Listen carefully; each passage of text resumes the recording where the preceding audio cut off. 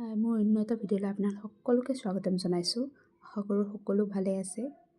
আজি বলক আমাৰ ঘৰত কৰা খেতিৰ চব্জিৰে মই ভাত বনাম। কি বনাওঁ চাওঁ আহক। আমাৰ দেখিছেনে নেচেৰা কিমান ওপৰত লাগিছেগৈ, হাতেৰে ছিঙিব নোৱাৰি, ইমান লাগিছে ওপৰত। তো তেনেকৈ ছিঙি আনিলোঁ। আৰু চজিনা দেখিছে আমাৰ গছডাল অকণমানি, তাতে লাগিছে ছডাল। তো এই ছডালেই ছিঙি আনিছোঁ, ঘৰত খাব এতিয়া। বহুত বেছি নহয়, এনে অলপমান ছিঙিলোঁ।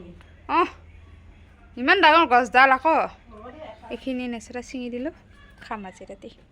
কেইডাল ছজনা, ইমানকেইডাল দেখিছেনে গছৰ ছজনা। যিয়ে নহয় কম হ'লেও ঘৰৰ, তো বিনা ঔষধৰ বস্তু। এইবোৰ নেচেৰা আনি সন্ধিয়া মই কাটি আছোঁ গোটেইবোৰ। নেচেৰাবোৰ ইমান ধুনীয়া ধুনীয়া নহয়, শকত শকত, মৰম লাগে নেচেৰাবিলাক। আৰু ঘৰত কৰা নেচেৰা যে ইমান টেষ্টি ন, মিঠাটো ধুনীয়া, তাৰ শুকাই গ'লেও কিন্তু খাবলৈ ভাল। মই শুকাই গ'লেও খাওঁ এই নেচেৰা, ইমান ভাল পাওঁ। তো এই আৰু লগত আছিলে নহয় মোৰ দস্তিকেইটা, সেইকেইটাৰ লগত বহি বহি নেচেৰাবোৰ কাটি আছোঁ। নেচেৰা নহয়, গোটেইবোৰ কাটিছোঁ আৰু গোটেই চব্জি কাটি লৈ মই মানে ভাত বনাম। মই মানে এটা এটা কৰি নকওঁ, মানে গোটেইখিনি ৰেডি কৰি লওঁ, তাৰপিছত ভাত বনাই থাকোঁ। তেনেকৈ সুবিধা পাওঁ আৰু মই চবৰে বাৰু বেলেগ বেলেগ ষ্টাইলত। মই তেনেকৈ আৰু অলপ সোনকালেই যাওঁ, কাৰণ ঘৰত গ'লে ভাত বনোৱা পাল্লা মোৰেই হয়। সেইটোৱেই। এইটো আহিলে নহয় মোৰ ফ্ৰেণ্ড, এইজনী হ'ল মোৰ খোৱা বস্তু যোগান ধৰা। মানে মই যদি কেতিয়াবা কিবা খাব বিচাৰোঁ, তাই বনাই দিব। ধুনীয়া বনায় কিন্তু তাই, অকণমানি হ'ব পাৰে, তাই বনোৱাত ভাল। আৰু আহিবই, আৰু মই গ'লেতো আহিবই ঘৰত, আমাৰ ঘৰত আহি বহি থাকিব পূৰা।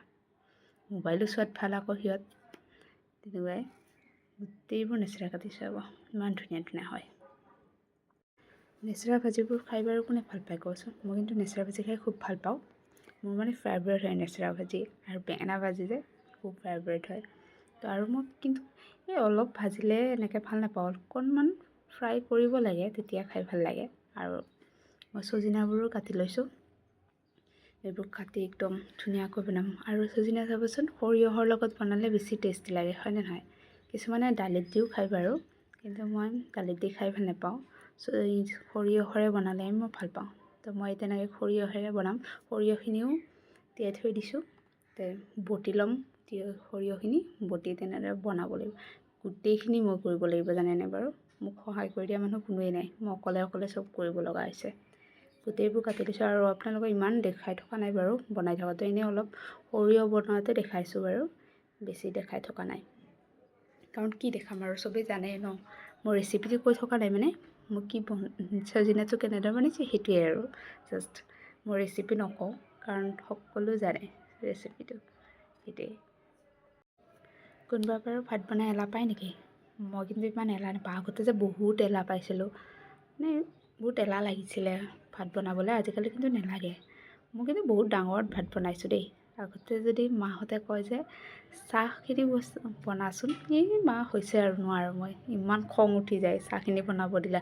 আৰু যদি কয় যে এই ভাজিখিনি থৈ দিছোঁ, মানে লাৰি চাবিচোন, মই আহি আছোঁ, এনেকৈ ক'লে হ'ল আৰু মোৰ খং উঠি যায়।